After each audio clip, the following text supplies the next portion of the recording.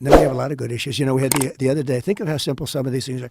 We're trying to get cars built in the United States. Detroit has been really tough. It's been a disaster.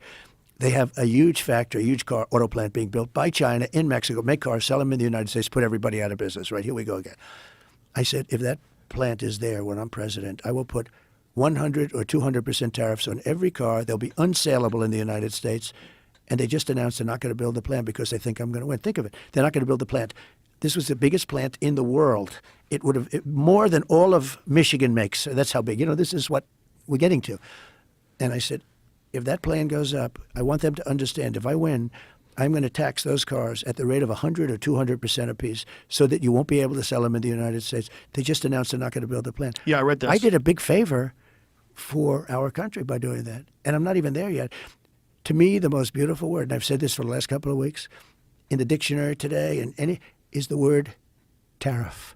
It's more beautiful than love. It's more beautiful than anything. It's the most beautiful word.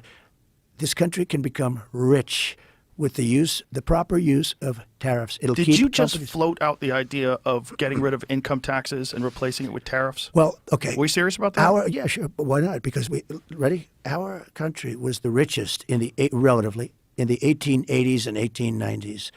A president who was assassinated named McKinley.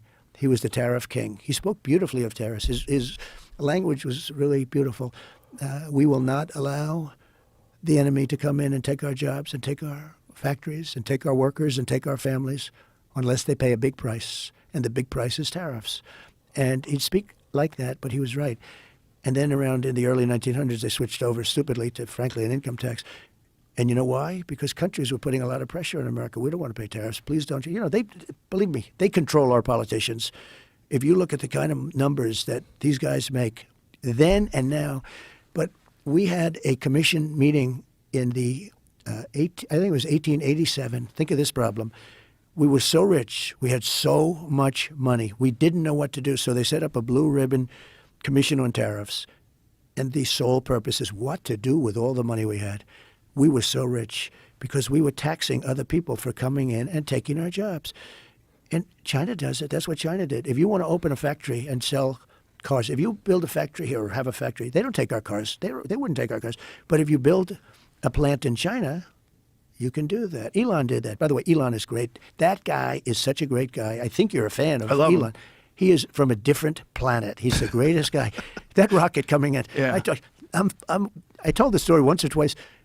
So you may have heard it because his speeches have been good. Did you see the one last night? Yeah, I did. 29,000 people. That was it. Yeah. And the one the night before was the same thing. We are rocking and rolling. But Elon, and I'm talking to this very important guy. I said, wait a minute. I'm looking at something. The television's unmuted, right? And I see this rocket. It's all brown from the heat. You know, it's like 10,000 degrees pouring down at thousands of miles an hour. And I see this thing. You know, it's like a 20-story building. And it catches And I it. say to this guy, who's an important guy, wait a minute. Let me just put you down. Hold it. I got to see this. And I see this, and it's going to crash. I said, it's going to crash into the gantry. They call it a gantry. I said, oh, man, that's going to be a disaster because it's starting to get very close. And then all of a sudden you see the flames on the bottom, and it boom. And then you see the two arms grab it. Crazy. And I forgot the guy. I had him on the phone. I forgot. No, I said, the hell with it. No, I called Elon. I said, was that you? He said, that was me. And I said, who else can do that? He said, nobody. Russia can't do it. The United States, nobody can do it. You know, I set up Space Force. That was me. And that's the first time in 82 years that we opened another branch since the Air Force. And that's going to be one of our most important things. But think of what Elon does. And he did one other thing that I never heard of it. It's Starlink. I went down to North Carolina, Georgia, the different places. I followed it right down. And they had no communication. The poles were all knocked down, everything. And one of the guys in North Carolina said, could you do me a favor? Do you know Elon Musk? Yes. He endorsed me. By the way, he gave me the nicest endorsement, too. The tougher. He said, the country's going to fail. You should do the same thing, Joe, because you cannot be voting for Kamala. Kamala, you're not a Kamala person. I know you. I've watched you. I know him better than he is. You know what? Without speaking to you, I think I know you maybe almost as well as your wife. I have watched you for so many years. You're not a Kamala person. You're a Khabib person, but you're not a Kamala person. Nobody's going to know who Khabib is, but they know who he was not bad, right? That guy. Oh, he was phenomenal. But that's your kind of Your person. weave is getting wide. We're getting wide with this weave. But isn't it I want much to bring it better? back to tariffs. But wait one second before we finish with tariffs. So they said, could you get him? We need Starlink. And I called Elon. He got it for him so fast, saved so many lives. And I said, how was it? They said, better than the wires. You know, they couldn't put them in. They were all They're all gone. So getting I back to used it tariffs. recently in Utah It's in the great. mountains. Did you find it good? Oh, it's phenomenal. It's the size of a iPad. You just set it down on the ground. You get high-speed internet. It's incredible. We're spending, just to show you, we're spending $1 trillion to get cables all over the country, right?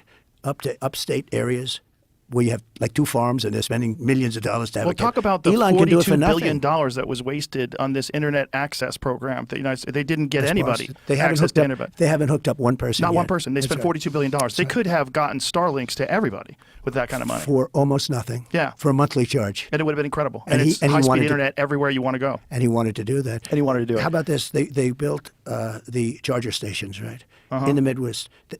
They built 8 of them. They cost $9 billion. That's like a gas pump, right? They built 9 gas pumps, except electricity comes out. They spent $9 billion. 3 of them don't work. The whole thing. There's so much waste.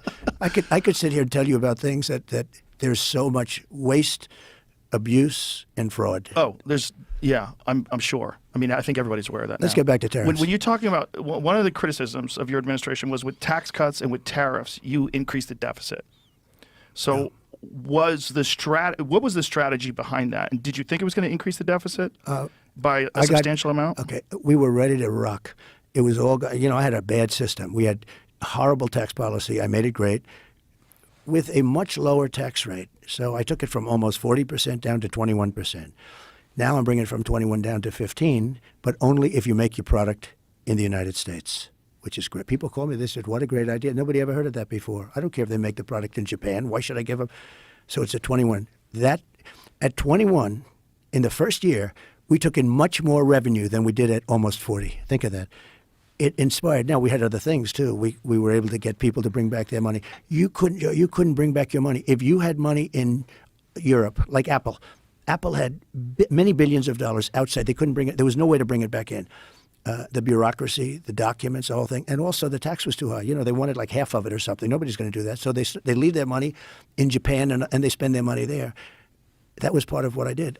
The money came pouring back in. Apple took in hundreds of billions of dollars. They brought it back from overseas. They brought it in. So how does the deficit increase because of that? So what happened is this. We were ready to rock and roll, and then we had the COVID thing, and we had to focus on that. And if we didn't give some businesses a hand, you would have had a depression like in 1929. But we were ready to start. We would have very shortly been paying off debt. We have $35 trillion in debt. And I'll never forget it. It was talking about from, the standpoint of being in office. I'm in the Oval Office, and I have John McLaughlin and Fabrizio. They're 2 very good pollsters, probably, I don't know, I would say the 2 best, who knows, but very good pollsters. And we're starting to think about running for a second term. And we had the greatest economy in history. Never has there been an economy like And you this. attribute that to lowering taxes a lot and of tariffs. 2 things. And also I cut regulations more than anybody else.